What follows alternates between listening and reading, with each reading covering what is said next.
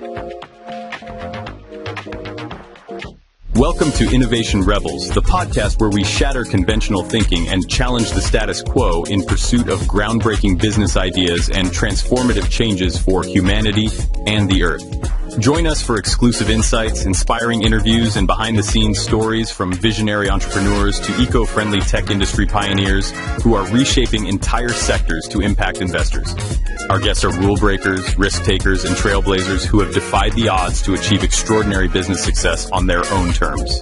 Each episode, we dive deep into the minds of the most audacious business leaders who refuse to accept the limitations imposed by tradition and instead embrace disruption as a catalyst for progress. Our podcast is tailor-made for visionary entrepreneurs and forward-thinking individuals who crave unconventional wisdom and seek to revolutionize their industries. If you're tired of the same old strategies and ready to challenge the boundaries of innovation, Innovation Rebels is your platform for inspiration, insight, and empowerment. And now please welcome Swanette Kuntze, your host and guide on this journey into the uncharted territories of future thinking and innovation. Hello and welcome to my podcast, Innovation Rebels. My name is Swanette and I'm your host. Today my guest is Marie-Delphine Huguenin. She is an international creative leader in design marketing and brand positioning, fashion and luxury, never subscribing to systems, creating new ones at the service for others. So thank you so much for being my guest on my show today. Thank you so much for having me. It's an honor. Yeah, so I'm curious, what are you doing? Can you share a little bit about your work and your creativity? Oh, it's a long story. Shall we start by the beginning? Start by the beginning. So to introduce myself, I never really functioned in systems. I have a deep passion for real creativity and creativity powered by real love and passion, free creativity. I was very lucky when I was young, raised in Paris, to meet with wonderful creators, masters of creativity in fashion, such as Yves Saint Laurent, Hubert de Givenchy, Christian Lacroix, François Lesage, you name it. And I fell in love with creativity. But I also witnessed that financial systems, marketing systems, completely killed creativity, I would say. So I feel a duty to pass on to younger generations, as I was trained as a designer in haute couture, the knowledge of what true luxury craftsmanship was about. And it was about a passion, because I met the people who had that simplicity and that joy and that passion. And unfortunately, the systems in place over the years today have created what I call the McDonald of luxury. It's not luxury. It's volumes. It's marketing systems making you think that you're very special, but it's actually making money on your back for your lack of sense of self and identity. So I rebelled against that. At the same time, when I was 21, I was very lucky to be aware of newest technologies that are still not there today. So it was innovation technology. And all of a sudden, when I was 21, I had a big aha moment where I realized that technology will absolutely be able to help creativity. And a lot of people don't understand that. They think technology is going to kill our humanity, and creativity is the total opposite. So if there's one message that I want to give today, is to explain that it's the opposite and give trust in new quantum innovations coming today. So I decided back then at 21, I graduated from Parsons School of Design in Paris. Why Parsons? Again, because I always observed the systems and made decisions with my inner core. So my love was creation, to create a beautiful garment, to make someone look beautiful. And that joy of creation and co-creation too, with other designers and other jewelers. And I decided, initially I wanted to be a designer in haute couture, which was my first job. And when I moved to New York, I had my first job with Oscar de la Renta, which didn't pay enough for me to survive. But I realized that I had to beat the system. and find loopholes. I met incredible, my life is not linear at all. My personal life and my professional life. And you can never take a person on a resume. A person is also their private life and what builds them inside. So my personal life and my professional life are completely non-linear, out of the box.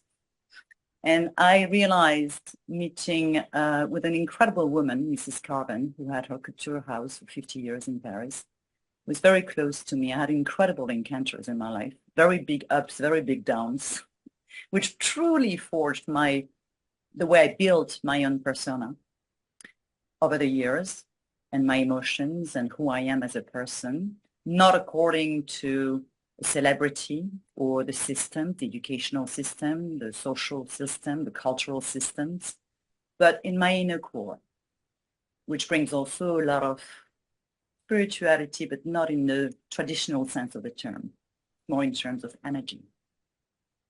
So I met Mrs. Carvin and she said, "Ma petite chérie, my little darling." It was a day where I was doubting myself. I was not sure. I was not succeeding because I was a woman, because I didn't do this, because I didn't do that. So she said, no, if you want to be a good designer, you have to be equally good in creativity, in business, and in manufacturing. And she was a businesswoman. And she said, move to New York and learn how to make business. And I did that. I left with $700 in my pocket because my parents refused for me to go abroad. And I just jumped in the pool and learned how to swim after, which is one of my advice. Follow your gut passion, what drives you.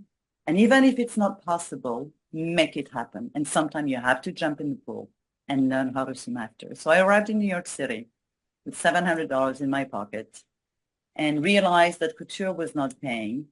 And I then went to the sportswear and ready-to-wear world, where I was able to make enough money to survive in New York City, number one.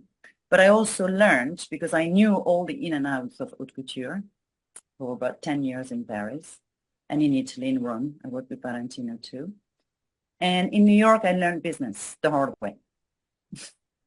And I also learned manufacturing, going to China, going to India for manufacturing, and I'm very hands-on. So I said to myself, well, when I was 21, I said, I want to create a system.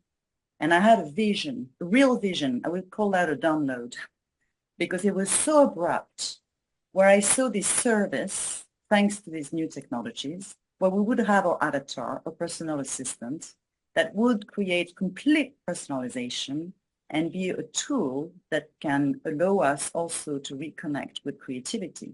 And my aim was, because I'm very stubborn, I'm going to make so much money that the financial people are going to honor creativity again.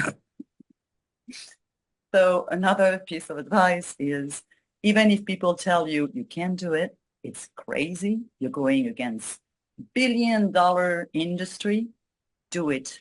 Follow your hunch. Because even if it's very hard for 10 years, for 15 years, for 20 years, number one, you're learning the process. You can master it and find loopholes in the system. And at one point, which is my case today, I waited all this time for AI to be safe. And I had this service in my head where I said, well, I needed total personalization, taking in consideration who we are in terms of identity, in terms of emotions or fit or moods, in context, and then creating garments that can really be like a second language for ourselves, honoring our true selves. And I had this vision when I was 21. Then that system can also allow creators who have been also destroyed by the system. I was witness of Christian Lacroix. I was working with him when I was 26 or 25, when he was launching Bazaar. And Mr. Bernard Arnault from LVMH asked him to do the lower end of couture. And Christian Lacroix was fighting with him. No, I'm a creative. I want to do couture. But everybody was saying couture is going to die. And I witnessed myself back then in the 90s, every year, everybody was saying, oh, we have 2,500 clients in the world. We have 1,000 clients in the world. And I said to Monsieur de Givenchy, who was my mentor in my class at Parsons when I graduated. So he came because he was a lovely man, and he loved teaching. That's why I decided to teach and to pass on to. And he said to me, I want to pass on what I have because it's very important to pass it on to other generations. And I said to him, but Monsieur Givenchy, why is haute couture dying? You will always have more richer people in the world who want something more exclusive. And he said to me, well, it needs new definitions. Luxury needs new definitions than we have today. And your generation will create that. And I took that on board and I said, I'm going to try. I want to reposition luxury. I want to bring it back to true excellence. Combined with higher technology, we can come back to that. But combine, because higher technology at the end of the day, quantum innovations, will bring us back to what is our value as a human being. What we don't realize is that in the matrix of systems that have been created solely based on ego and finance, we lost ourselves, human-wise. We lost the way we build ourselves. The media today, I see my daughters, I have 2 daughters, teenagers, and they're trying to define who they are. So they look at celebrities and they look at models and they look at influencers and say, well, they're not you. You're unique. The universe has put in place so much for you to be here today. You're a miracle. You're perfect the way you are. You don't have to look like someone else. What tools do we have today for children to build their identity on truth and for people? So filled with all that, I arrived in the States and I really went on learning finance, how to make big volumes, how does company work, H&M, Walmart, JCPenney, you name it. I worked with all of them, became the specialist of denim. Building and manufacturing all that in China. So I discovered the beauty of China, working with Chinese. And again, to me, 150 or 170 years of communism don't destroy 2,000 years in their DNA. Chinese people are absolutely delightful. They're capitalists. They have that in them. A friend of mine from Shanghai said to me, Marie-Delphine, we're still there. It's still burning inside. It's not going anywhere, but we're doing it differently. So I learned on how to do business with Guangxi relationships and how to create magic with manufacturing. Then I went to India for a year, working with one of the largest manufacturers. You take the 5 biggest manufacturers in the world, it's one of them. And they also asked me to train Indian designers on how to understand culturally wise the designs. And after that, my personal life took over. So I married, I had children. I also decided to teach at Parsons School of Design in New York City. So I trained designers to become designers. And I absolutely adored it. I did all my best to pass on all my knowledge. But after learning manufacturing, after learning about volumes, after knowing about creativity and luxury, I decided to spend some time for my children because they were more important than making clothes and money for other people. So I opened a business with a Chinese partner and I went full on into building this service I had in mind since I was 21. I realized that personalization and AI were evolving. I was very lucky to meet the person who financed Calvin Klein, the banker, central banker. And I exposed the idea to him and I said, well, I would like to create a full-on personalized service. At the time, Cambridge had created Apple Magic Sauce with a personality profile. There was someone else on the West Coast who had created a fabulous personality profile questionnaire that you took and then you could find exactly what you wanted online. So I felt it was ready and he said to me, well, no bank would invest in a fashion new system, but go with the West Coast and go with the tech. So I went on my own with LinkedIn, and I decided to communicate with those scientists in AI, but also in sensors, and understanding how I could build this.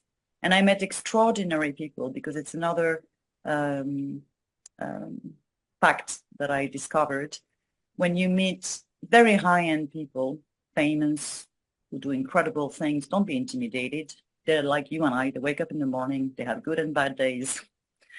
I'm not impressed by a bank account or by a title. I'm impressed by the strength and the courage that someone has to live according to their values and their passions, and following them, and not following the established rules that are engulfing them. It's okay to follow them when they're underlying your value, but it's not okay to follow them if it's undermining your value. And so I communicated with Hugh, who created biometrics at MIT. And he was, and actually the best people at the top are the people who are available and can talk to you. The one who are not, for me, it's a natural selection. I have nothing to do with them. It's because they're too protective or too much in their ego. But the one who are not in their ego, they do communicate. And Hugh was absolutely wonderful. We exchanged a few emails, and he said, yes, it makes complete sense. That what I want to create is basically garments that are language with you in terms of colors, in terms of shapes, in terms of prints that can unveil who you are according to your moods, to reconnect ourselves with our moods. So we talked about this in neuroscience, because he created a system to be able to walk again just by the thought. And he said, yeah, it makes complete sense for the fashion world. Then unfortunately, I realized, well, he went in a complete different direction.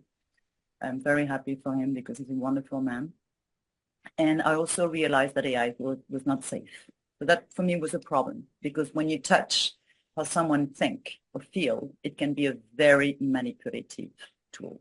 And I was very scared. So I went to study with DeepMind and OpenAI, and I put my head into science. Well, I'm not a scientist, I'm a creative. But I'm very determined on building this service. And I connected and went to lectures and connected with a lot of people and realized that it was not doable. This brought me to, meanwhile, I continued to work in the fashion industry. I moved to London with my ex-husband. Then we moved to Dubai, and I discovered an incredible city. I worked again in fashion, trying to reposition luxury for a woman who was there for 40 years, designing for Sheikh Mohammed, and then establishing what we call the luxury caravans. So bringing the very best of people who are still doing luxury and bringing it to passes to people who usually shop in New York or in big cities, but remain 4 months or 6 months of the year in the desert or far away from anything and still want to shop. Then I moved back to London. The COVID happened, and I finally talked to a person to launch products. I decided I'm not going to go with AI because I don't trust it, but I'm going to create products. So the point is for me to create first off jewelry, accessories, because in a practical way, it's less complicated in manufacturing than clothing. So that would be the first step. So to create what I call IoT-connected jewelry, combining two things, very high-end craftsmanship. The craftsmanship we lost. I had a discussion with a friend of mine who had a luxury watch company and used to work with Richemont. And he said to me, it's a disaster because Richemont is creating 3 years of volume on a particular watch. They spent millions doing marketing campaigns about. And therefore, the craftsman artist doesn't have anything to do, and they're losing their jobs. And he gave me an example. He said, in my luxury watch, I want to have a woody sound, not a metallic sound. So he went back in Jura, in France, to find an artisan who's absolutely amazing. But it's not just the artisans that are dying because of those systems. It's also the knowledge that has been passed on from generation to generation. And he went to see him again and he said, well, I'm going to pay you for 3 months to recreate that sound in my luxury watch. And he tried to save them. It's the same in the fashion industry. Chanel has, thank God, thanks to Atelier Chanel, recuperated a few houses. François Lesage, who did luxury embroideries for 6 generations, from Eugénie de Montijo in 1864 up to today, of luxury haute couture embroidery. I met with him. It's a delight. He was a delightful man. I'm still in touch with Nathalie Hubert, who's taking care of it now. And he was desperate. He was in tears because Chanel didn't need his services anymore. They created huge quantities. They created, initially we had 4 collections. Now we have 8 collections. So it's all about volume and money. But someone like Mr. Lesage was dying. Chanel, thank God, recuperated some of them, but many of them have passed away with their knowledge. And that's horrible because we need to have that. It's our humanity, it's our heritage that we need to have. So I decided to create connected luxury jewelry that is in collaboration with a family luxury company. I like to work with family-owned companies that have that knowledge, not big groups of big names. I want to help big groups of big names to reposition in their luxury and strategize. They will have to because of quantum innovation and because of all the disruption, the major disruption that is coming by 25, 27 up to 2030. It's just starting. A lot of them are not aware of it, but they need to prepare today. And this jewelry, basically, the first step for me is to reconnect with our emotions. I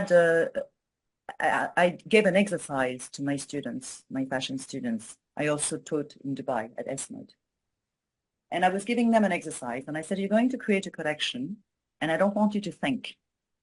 I want you to feel. When you choose a fabric, when you choose a color, when you choose a silhouette, when you create your collection, no thinking. How do you feel? It was a pure disaster. Those kids didn't know what an emotion was, what a feeling was. It's so sad. They all had Botox, wanted to look like a model or a celebrity, but they had completely lost their inner core. So we can't, in our society, in our lives, kill what I call the universal laws, what is fundamental in our human condition. And in our human condition, we have 4 bases. We have a body, we have an intellect with thoughts, we have feelings and emotions, and we have energies and frequencies. Now, for some reasons, emotions, feelings, energy, and frequencies have been completely destroyed. And our society is based on intellect, which is only 5% of what makes us, and a body. It's all about the body. So, of course, there are diseases and sicknesses and depressions and people not feeling good in their skins. Because when you climb a mountain, if you climb your mountain with your 2 hands and your 2 feet, you're stable. But if you have only 1 hand and 1 foot, you start to be unstable. It's just logic. It's simple. Everything is simple in life. We make things very difficult, but it's very simple. So my first aim is to offer tools so we can first reconnect with our emotions, second with our energies and frequencies, and rebalance who we are. And in a very playful manner. So it's using, again, the beautiful art of craftsmanship that used to exist, combined with very high-end biosensing that is hidden, that you don't see, connected to an application and an AI service. and that you can fully personalize. And I'll give you an example. One of them would be, for instance, a ring like this. I don't know if you can see. You see, you've got two little gemstones. I'm not saying it's the design. I'm just showing this as an example. Little sensors are hidden inside. Those sensors are not Apple Watch sensors. They're quantum biosensors that can really feel and understand in neuroscience your moods, your actual moods, or feel even though how you think. My daughter wants to go and study in the US, and I'm here in the UK. So I'm going to create two rings, one for her, one for me. We connect that to the application on how we want to use it. We want to use it with a touch, for instance. So she wears it, I wear it, and when I touch it, when she's away, because I miss her, she can either have a beautiful perfume coming up that is custom made, that would tell her wherever she is when she wears it, oh, my mom is thinking of me, or my boyfriend, or my wife, or my grandmother, or whoever, or my best friend, because this is also for communities, or it would light up the crystal, or it will vibrate. There's many ways to use it, but it's a way to communicate other than with emojis, to deconstruct the phone. Actually, the phone, there are technologies nowadays that exist for a very long time that would have replaced the phone. So I do believe that in the next 10 years, the phone will not be there. There will be another form of communicating together. What I want to do is create beautiful objects that bring back an emotion, the poetry on the way we communicate. So this is one of them. So I created a full range. And what I like to do is to, in design, when I have a client, so I had clients in the couture and I had clients who are very poor, but I treat them the same way. My aim is to make them feel good, make them reconnect with who they truly are, which is what I call the magic in the dressing room. And I had this going with the large size African-American market in the US, selling dresses for $10 or $9.99. And I had that also with couture clients for a dress up to $50,000. But each time, for me, is to take the person where they are today with a lot of love. And when you have a lot of love, and it's the same way you deal with a company or with a brand. When you take the person where they are, then you slowly stimulate them and show them like a prism. You put some light on who they are. You feel them. That's what a true creative does. Understanding with compassion, with love, the essence of someone else. That's a true designer to me. And that's the masters Yves Saint Laurent loved to make women beautiful. Hubert de Givenchy was ecstatic when he met Audrey Hepburn beautiful. It's a generosity. So by creating those accessories first, I have created a full range over 3 years' time to go in step. So initially it's reconnecting with your emotions, with your feelings, communicating better with yourself, communicating better with others. Nowadays, these technologies, a lot of people in IoT are doing similar things, but it's all and every single time going back to health. And I'm saying, no, why? Why can't you create something beautiful, high-end jewelry, very high, and spend the time to create something absolutely gorgeous, combined with very high-end technology at the service of one person? My hero, because I've heard many times when I talk about this new service and changing the fashion system structure and offering new tools, I don't count anymore the number of people who said to me, you're crazy. You don't want to reinvent the wheel. What is it about you? You don't have self-confidence. You're fine the way you are. And each time over the past 20, 30 years, I said to them, it's in my heart. I can't take it away. It has to happen. So it's not about me. You know, it's the difference I make. And I love to say, why do you wake up 4 in the morning? Why do we wake up 4 in the morning? To make a buck? To be part of a system that doesn't value who you are, doesn't respect you? Or do you wake up 4 in the morning to give?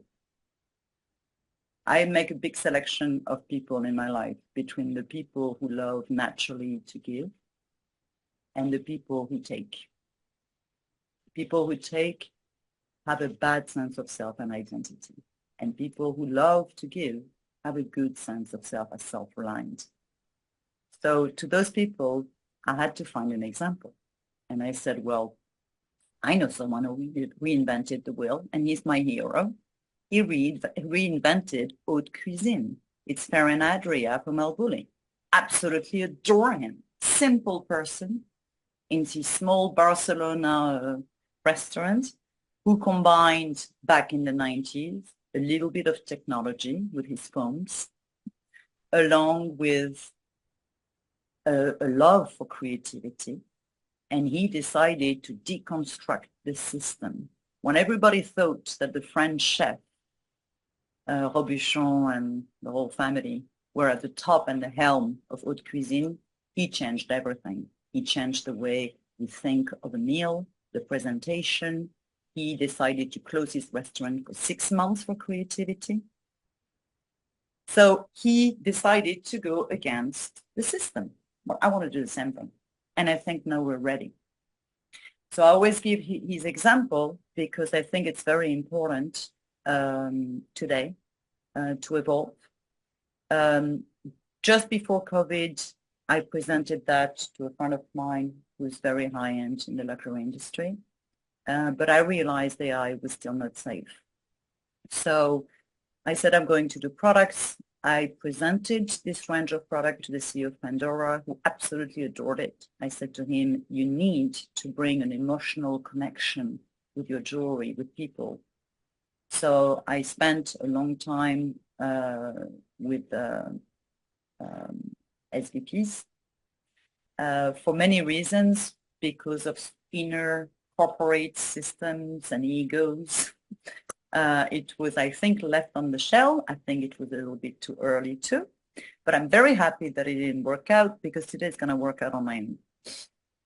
Wow, what an amazing story. So I really hear that you are so focused on what you want to create. And I'm curious, what gave you the resilience to, you said you're going through up and downs, and if I look into my life, it's always yeah, there is no straight bio, what you can say, or she has done this and go through the career. I've been in science. I'm an engineer, and I've been in business consulting, and I'm also an intuitive. So I'm really deeply connected to spirituality.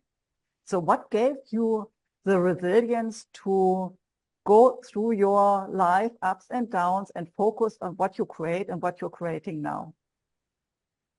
I would say my personal life. In my personal life, I went through an example of people that I absolutely adore being destroyed in their sense of self and identity. And I wanted to create tools to honor them. I would say it's also in my core. I absolutely adore creativity because it's the seed of love. It's an energy that is so powerful. I think the only power we really have on this earth is creation and co-creation.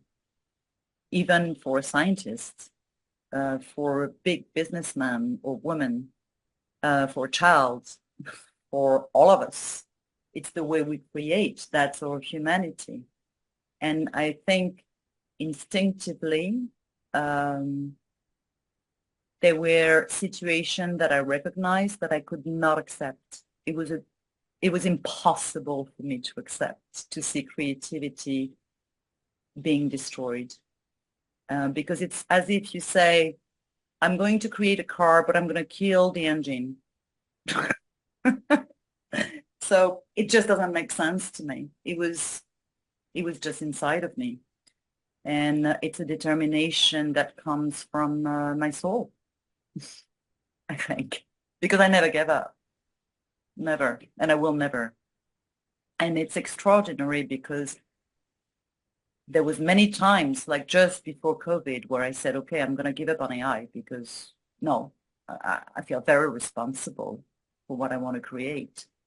And COVID happened. I did a lot of search and I realized, and I came across quantum computing, science, blockchain, realized a lot of things.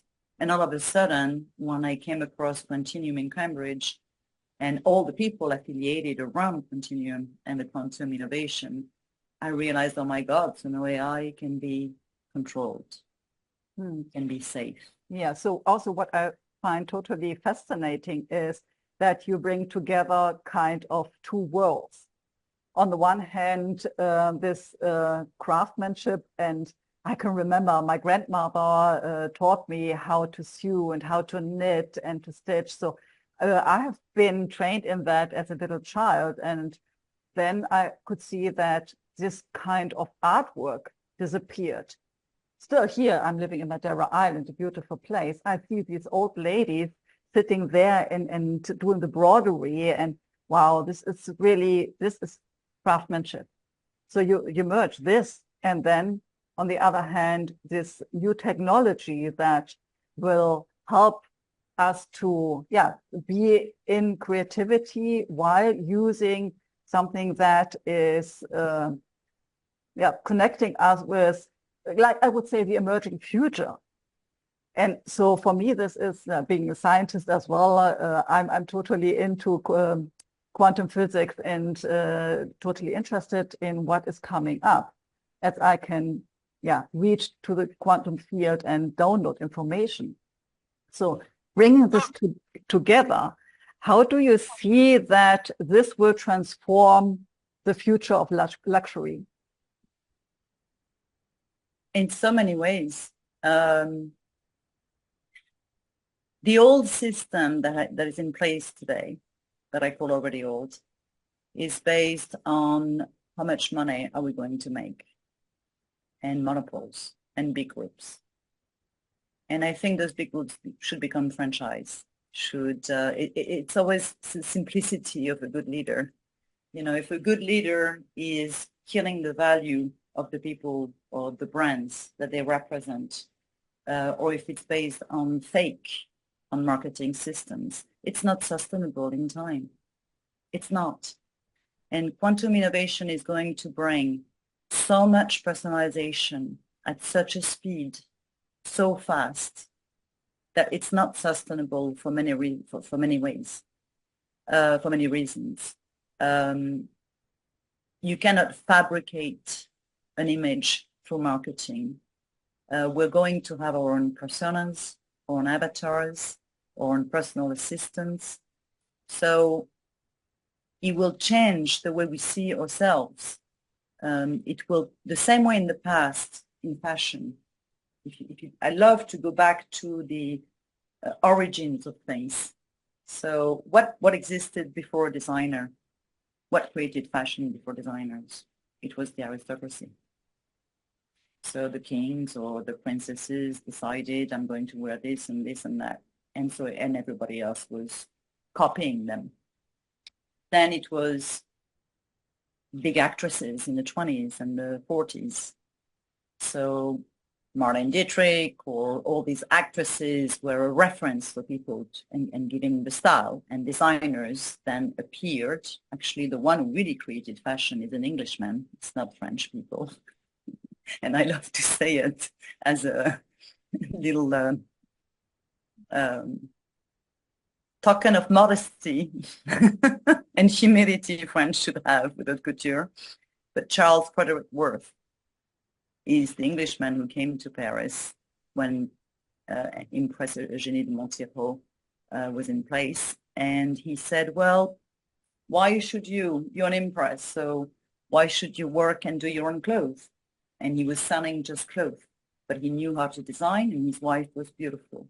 So he came to her and he put the clothes on his wife, and he said to Eugénie de Montijo, sit on your chair, because you're royalty. You don't have to work. I'm an artist. I'll do the work for you. My wife looks beautiful as much as you do. So you will see yourself through my wife, and I will make something for you. And boom, he created a new system. What existed after so initially it was aristocracy, and then it was the actresses, and then the models, and then it was inaccessible creativity. And now it's completely fabricated. That's why I call it the McDonald of luxury.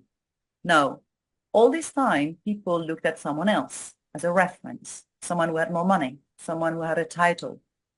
I think this is over, because what quantum, I mean generative AI, just to start with that, quantum computing will go even further by creating consciousness. So it's a completely different discourse.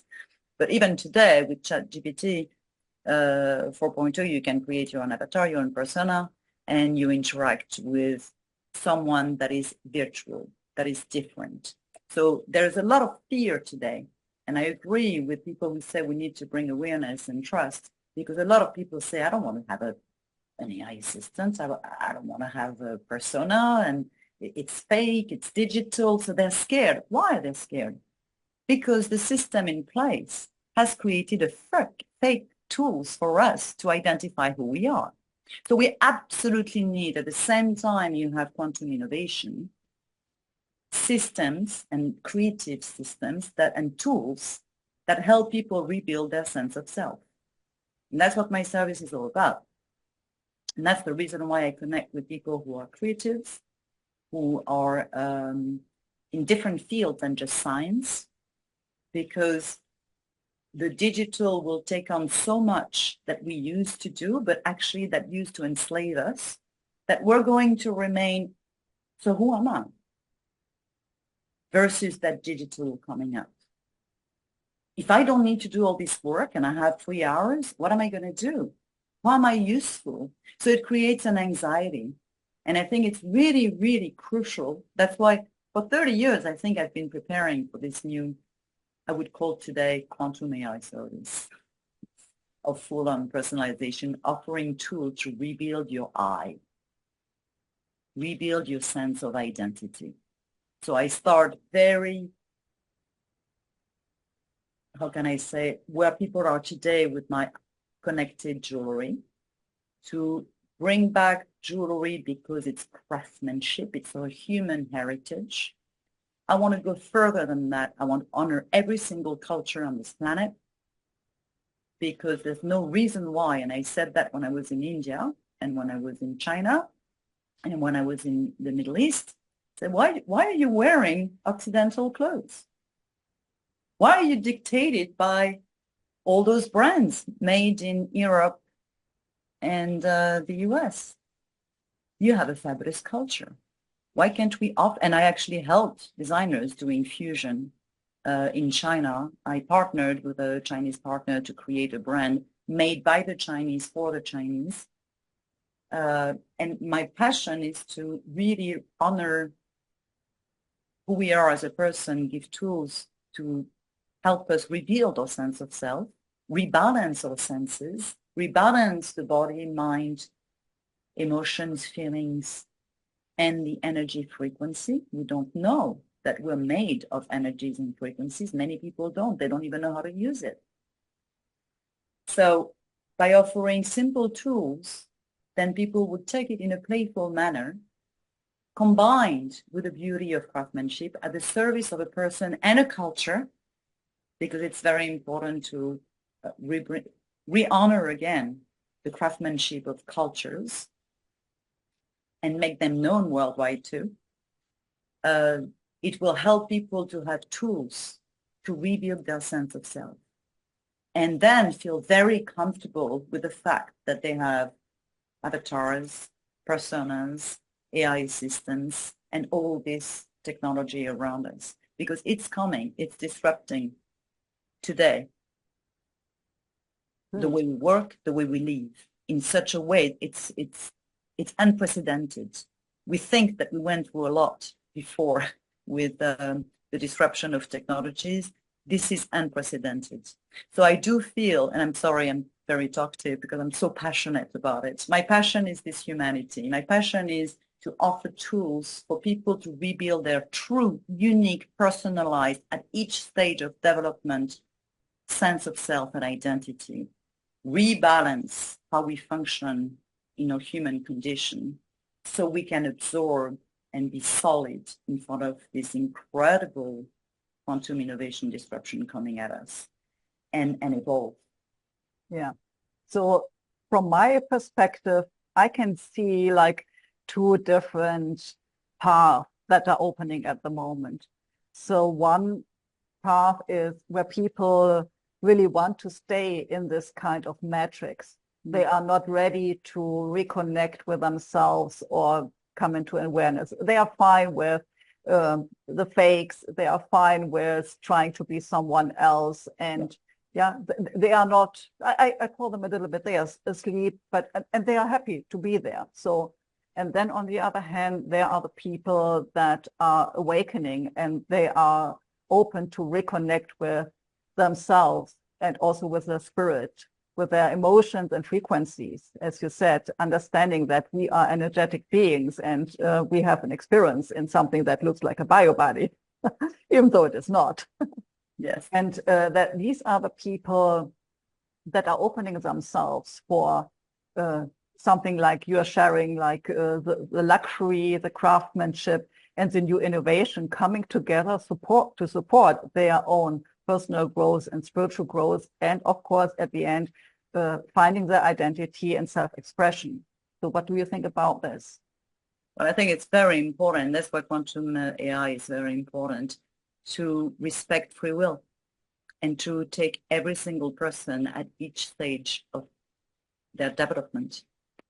I can see that with my children. I can see that with my friends. I can see that in corporations that I advise, or with the family designers that I also advise and try to help to avoid this falling down from this matrix. Free will and setting people free to decide to evolve or not. And that's where, for me, quantum AI is really important, because it can allow, with all the probabilities and entropies that we're working on, it can create a system that can allow people to decide for themselves what they want. But if, like a good leader for me is someone who takes the first step. So I like to take the comparison of the wolf pack. It's the one who takes the first step in the front, but you also have the one in the back, making sure nobody gets lost. So in that service, for me, it's helping and leading people to evolve slowly at each stage of development in free will, but in a playful manner. So that's why I have created products, clothing, and that's where I think fashion needs to evolve and change, because today it's an insult to our humanity. That's the way I feel. But with this new service, it would not be called fashion. It's something different. It's not a brand, because that service would help everybody to become their own brand in some ways. It would also help creatives to connect together. So with very good algorithms, very well, and that's the scientist that I'm searching and looking for. That's why I'm networking and talk to as many people as possible, because for me, it's not about finding funding right now. It's not about the money to fund this. It's about the team, for the people I want to work with. So I have narrowed down a few of them, not all of them, but with special algorithms, with the new quantum computing, you can create free will and help people evolve slowly. So combination of the world of creativity and science combined together at the service of others, of humanity, of each person, can truly help combine, through craftsmanship, a nurturing sense of human heritage, of craftsmanship, of beauty that used to exist, that needs to come back. I'm tired of seeing IoT products made out of plastic Why plastic? How about gold and silver or leather or beautiful materials, bringing them back? How about taking the time, like Farah and Adria, for 3 months to create something beautiful because it's worth it, and combine it with nice technologies. So for me, yeah, quantum computing will allow free will and understanding how people think, how people feel, how they are. So each person at each stage of development. And we are in a stage of transition that will take a few decades. But it's important to start now, because I can feel already the fear that people have through just simple AI today. They're completely lost. They're like, oh my God, these two, I have to encompass that too in my life. And each time that something new comes up, there's the fear of the unknown, the fear of change. So by offering systems like this jewelry, for instance, or those accessories, because initially it's easier and cheaper to do accessories, that can help us reconnect with our emotion, well, all of a sudden we're less scared of something. We reconnect with ourselves slowly, with our 5 senses, with how we feel, because we have lost all that. And then slowly offering a system where you can go from where we are today. Yes, I have this celebrity wearing that, but my avatar is showing me, oh my God, I see myself 360. I never see myself 360. I don't exactly know how people see me. I don't know how I sound when someone hears me. So our sense of perception is changing thanks to technology. And then this personal AI assistant will say, well, yeah, Mrs. Kardashian is wearing this dress, but look on you. No, I had this example with my daughter. She looked at a beautiful model wearing a dress, and we had a special event to go to, and she picked the same dress, and then she was in tears because it didn't look good on her. And I said, I told you, sweetie, because you don't have the same body shape. You look beautiful the way you are, but not what she's wearing. So it's you who needs to be enlightened, made beautiful.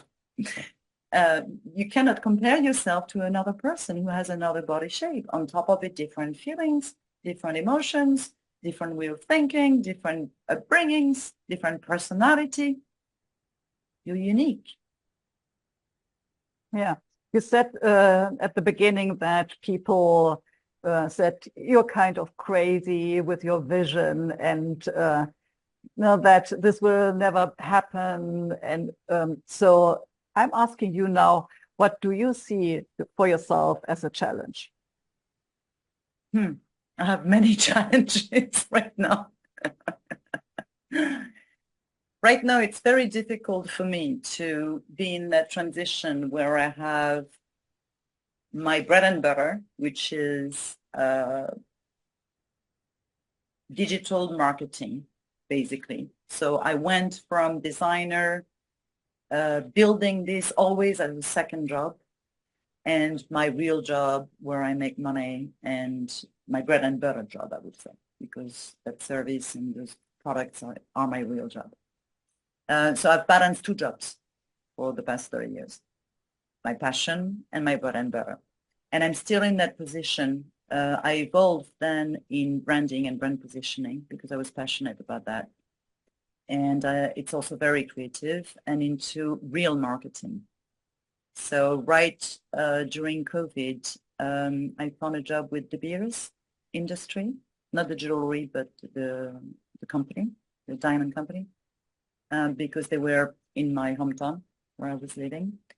And so I started to understand everything about diamond, which I knew nothing about when I first came in. And I realized they were working on a digital card for China for the certification of the 5 Cs.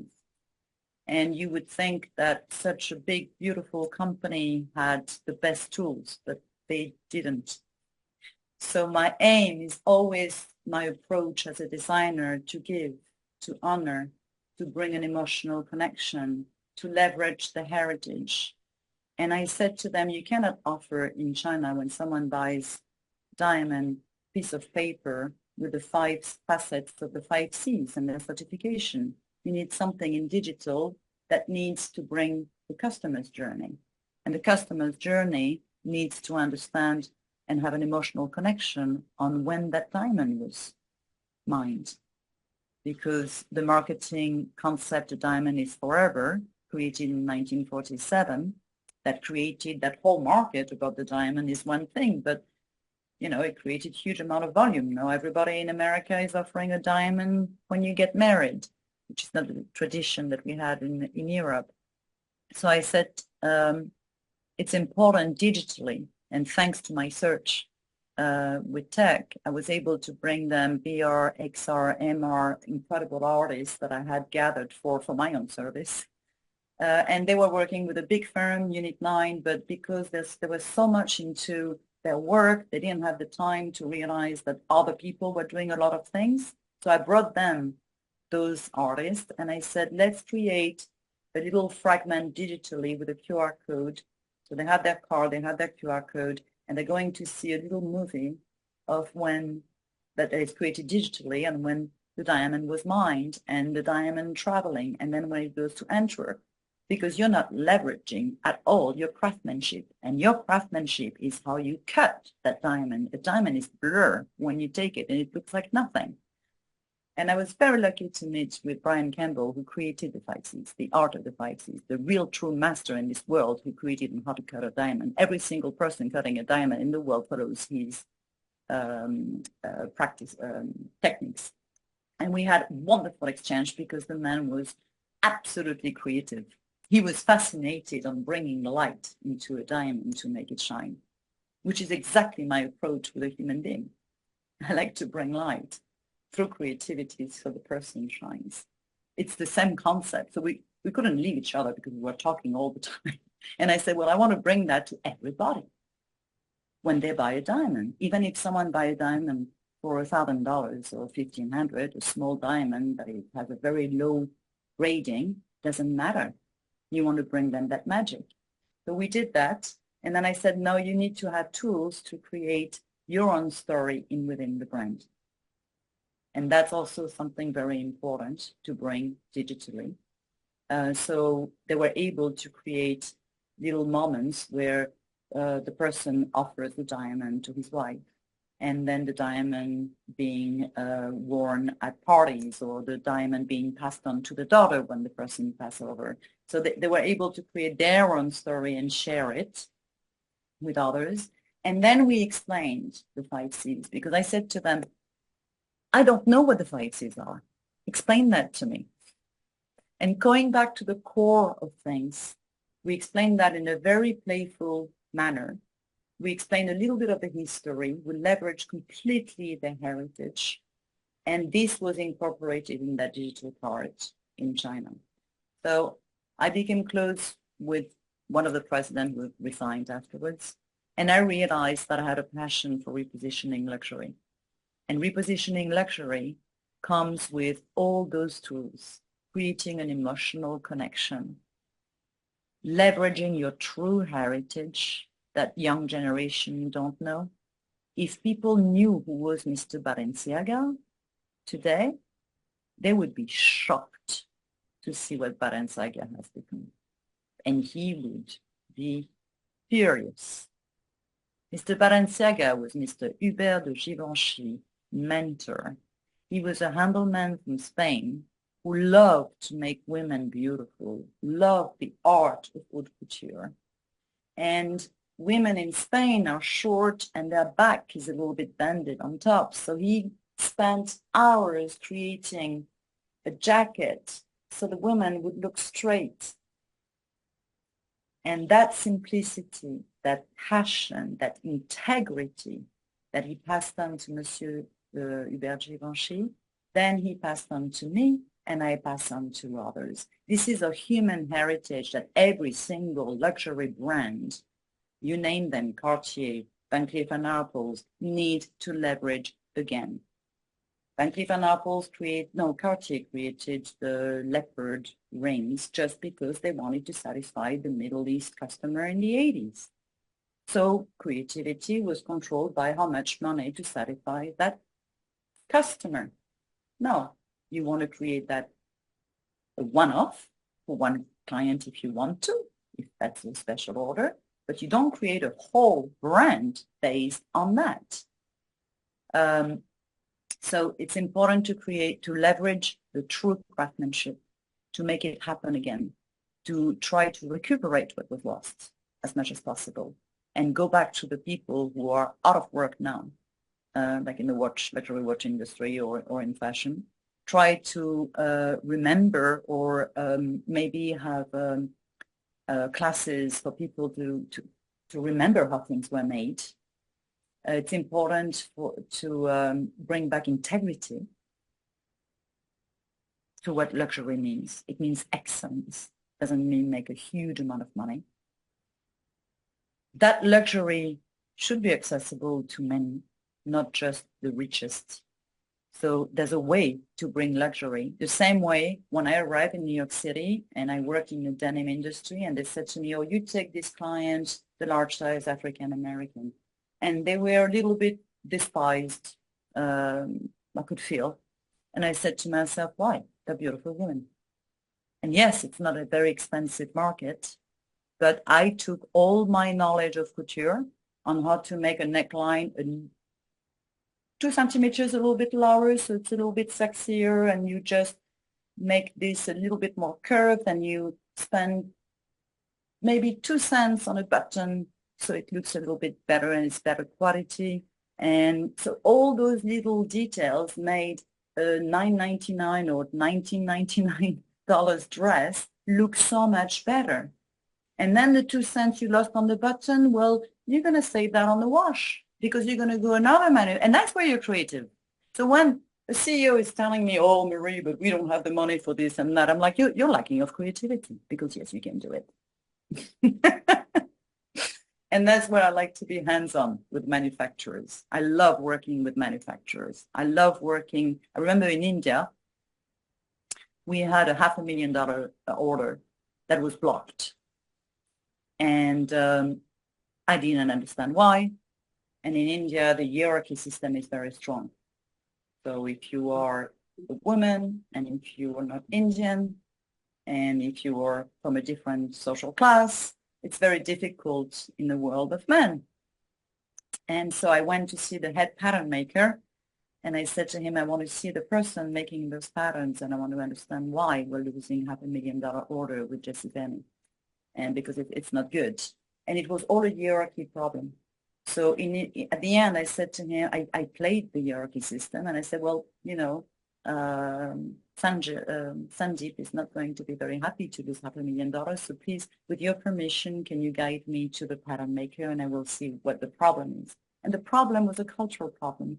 That poor little pattern maker had to make very tiny little skirts and said to me, oh my God, but women are really wearing that in your country? He was shocked. He couldn't do it. So I explained to him, and I explained to him how to make the pleats, etc. Another problem we had was an embroidery, and I saw a young boy, 15-year-old, on the floor, because he was very low class, doing incredible embroideries. And we were losing again a big order because the embroidery could not be done in, I needed like 3 or 4 different versions for a major retailer in the States. So I said to myself, well, everybody's gone. It's the night. It was 8 o'clock at night. And I saw this boy, and I said to him, number one, he was shocked when I came to talk to him. He said, well, I love your work. Could you do 8 versions of that for me by the morning? And he smiled. He was so happy. He said to me, oh my God, me? I gave him some responsibilities. I looked at his work. He gave me the most incredible embroideries of the night. And I didn't have 3 or 4, I had 20.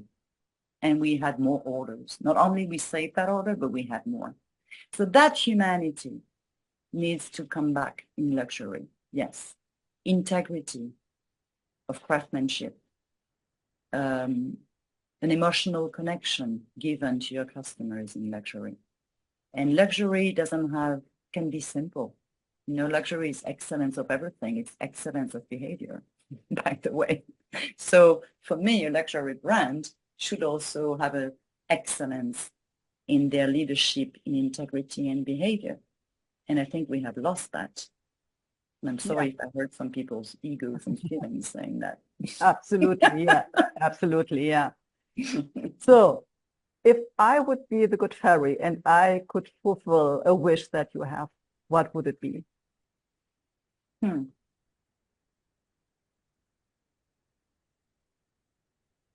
For everybody to be balanced in their eyes so we can share better with the we. That's one sentence that I want to say.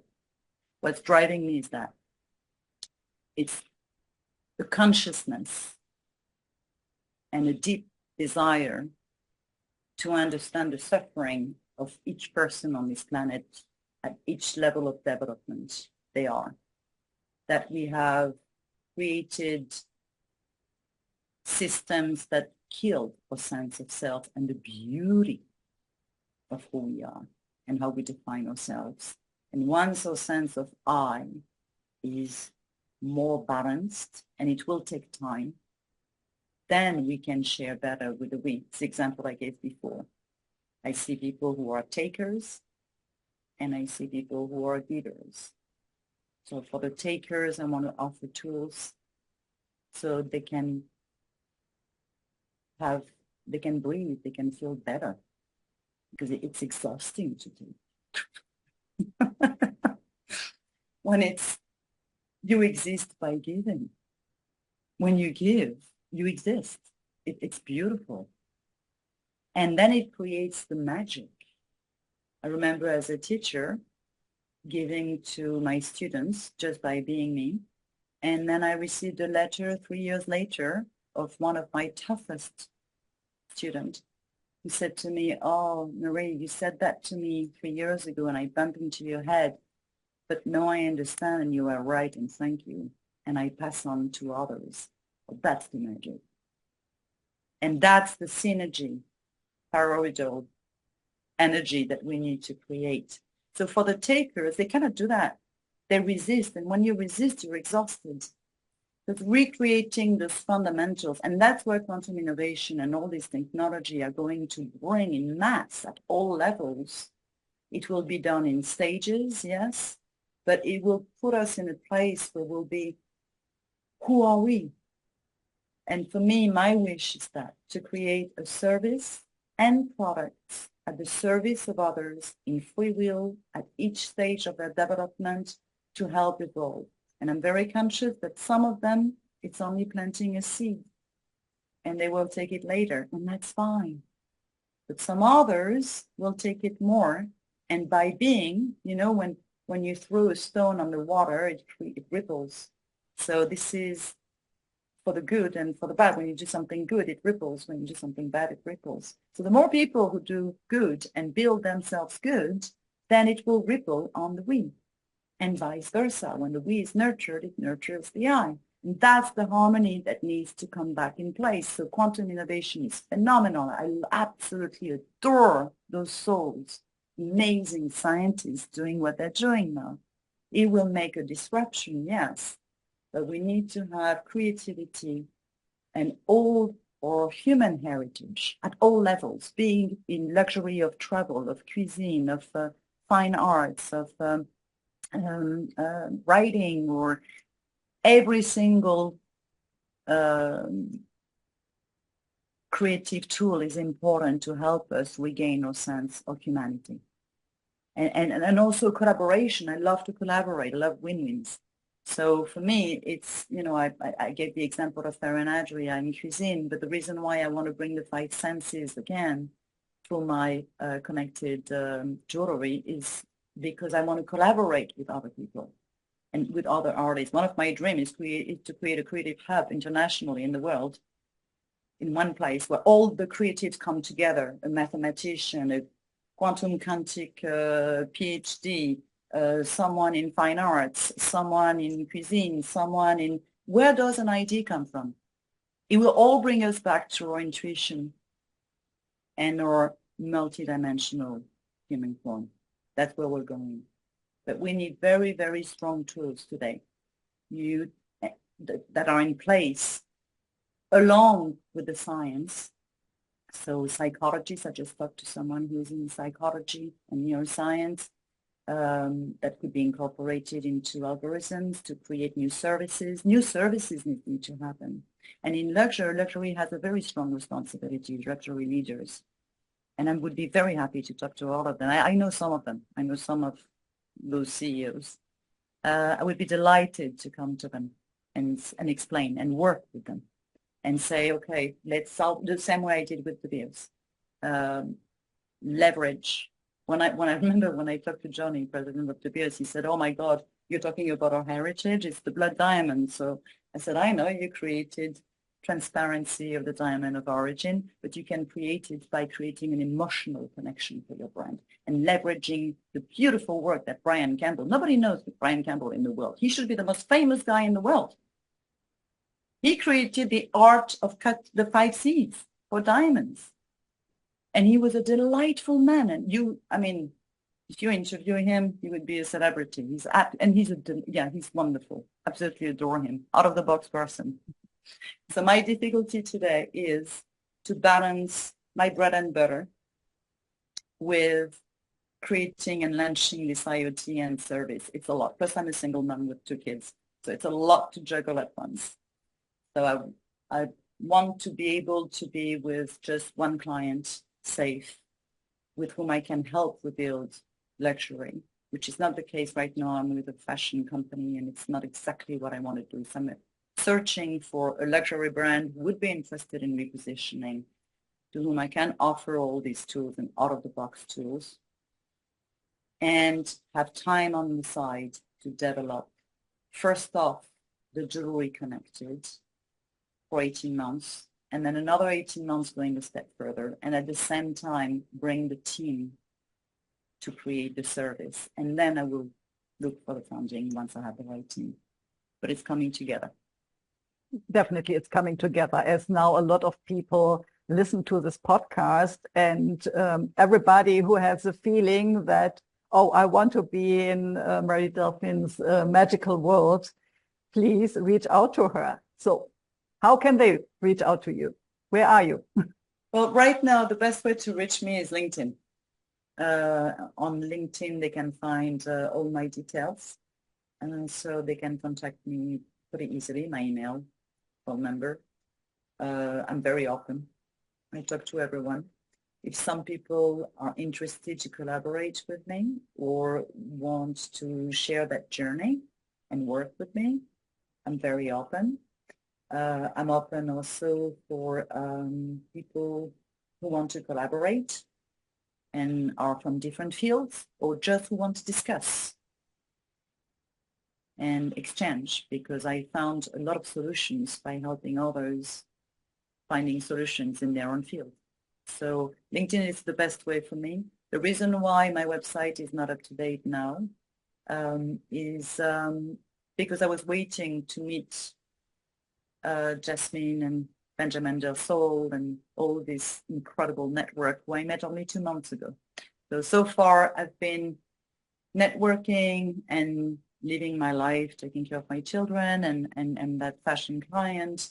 But the past 2 months, my life took a little bit of a U-turn with these encounters, because I realized, oh, it's here, it's today, and they're phenomenal. So I think I want to go a little bit faster now. Yeah. Okay. So I will put the link in the show notes, that it is easy for people to reach out to you.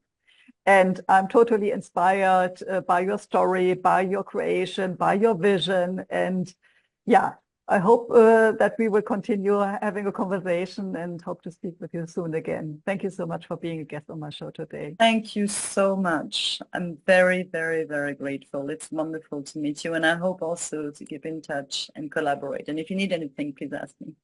Okay. Thank you so much. Thank you so much. Subscribe now and be part of an amazing movement that is revolutionizing industries, protecting our planet, and is driving humanity towards a thriving and better future. Together, let's break business boundaries and ignite positive innovation. Join us today.